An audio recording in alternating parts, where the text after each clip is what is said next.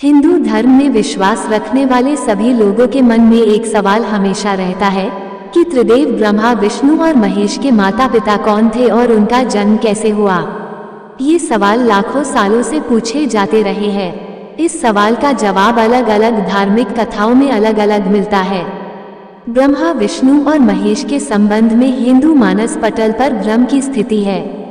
वे उनको ही सर्वोत्तम और स्वयंभू मानते हैं, लेकिन क्या यह सच है? क्या ब्रह्मा, विष्णु और महेश का कोई पिता नहीं है? वेदों में लिखा है कि जो जन्मा या प्रकट है वह ईश्वर नहीं हो सकता। ईश्वर अजन्मा, अप्रकट और निराकार है। वास्तविक में त्रिदेव ब्रह्मा, विष्णु और महेश की कथा को भगवान शिव के भक्तों ने शिव को आधार बनाकर लिखा, तो भगवान विष्णु के भक्तों ने भगवान विष्णु को आधार बनाकर। ग्रंथों में ऐसा कहा जाता है कि एक बार जब भगवान महादेव से पूछा गया कि आपके पिता कौन हैं, तो भगवान महादेव ने जगत गुरु ब्रह्मा का नाम लिया, और जब पूछा गया कि ब्रह्मा के पिता कौन हैं, तो उन्होंने भगवान विष्णु का नाम लिया, और जब उनसे पूछा गया कि भगवान विष्णु के पिता कौन, तो उन्होंने कहा कि मैं स्वयं। लेकिन शिव पुराण के अनुसार ब्रह्म ही सत्य है, वही परमेश्वर है। जिस समय सृष्टि में अंधकार था, न जल, न अग्नि और न वायु था, तब केवल तत्सद ब्रह्म ही थे, जिसे श्रुति में सत कहा गया है। सत अर्थात अविनाशी परमात्मा। उस परब्रह्म काल ने कुछ समय के बाद द्वितीय होने की इच्छा प्रकट की, और उसके भीतर एक से अनेक होने का संकल्प उदित हुआ। तब उस परमात्मा ने अपनी लीला शक्ति से आकार की कल्पना की, जो मूर्ति रहित परम ब्रह्म है। परम ब्रह्म अर्थात एकाक्षर ब्रह्म, और वो परम ब्रह्म भगवान सदाशिव है। प्राचीन ग्रंथ उन्हीं को ईश्वर मानता है। सदाशिव ने अपने शरीर से शक्ति की सृष्टि की, जो उनके अपने अंश से कभी अलग होने वाली नहीं थी।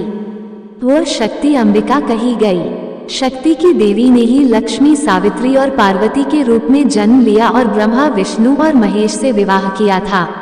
उस कालरूप सदाशिव की अर्धांगिनी दुर्गा है। काल रूपी सदाशिव ने शक्ति के साथ शिवलोक नामक क्षेत्र का निर्माण किया। उस उत्तम क्षेत्र को आज काशी के नाम से जाना जाता है, जिसे मोक्ष का स्थान भी कहा गया है। यहाँ कालरूपी ब्रह्मा, सदाशिव और दुर्गा पति और पत्नी के रूप में निवास करते हैं।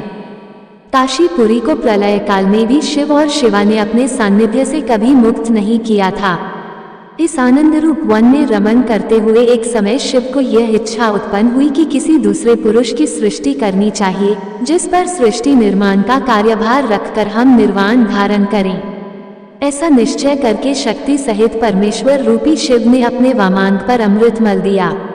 फिर वहां से एक पुरुष प्रकट हुए।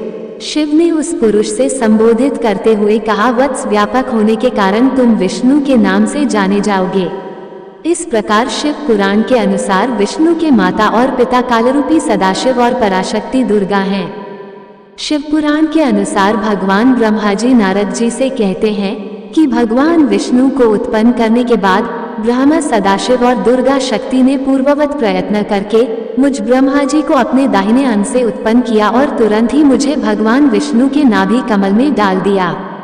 उस कमल से पुत्र के रूप में मुझ हिरण्यगर्भ का जन्म हुआ। ब्रह्मा आगे कहते हैं, मैंने उस कमल के सिवाय दूसरे किसी को जनक या पिता नहीं जाना। मैं कौन हूँ, कहाँ से आया हूँ, मेरा क्या कार्य है, मैं किसका पुत्र होकर उत्पन्न हुआ हूँ, किसने इस समय मेरा निर्माण किया है, इस संशय में पड़ा हूँ। इस प्रकार त्रिदेव ब्रह्मा, विष्णु और रुद्र इन देवताओं में गुण हैं, और सदाशिव गुणातीत माने गए हैं। इससे यह सिद्ध हुआ कि ब्रह्मा, विष्णु और महेश के जन्मदाता कालरूपी सदाशिव और दुर्गा हैं। ये बातें अन्य पुराणों में घुमा फिराकर लिखी गई हैं, जिससे कि भ्रम की उत्पत्ति होती है। भ्रम को छोड़कर सभी पुराण और वेदों को पढ़ने की चेष्टा करें तो असल में समझ में आएगा। मनगढ़ंत लोकमान्यता के आधार पर अधिकतर हिंदू सच को नहीं जानते हैं।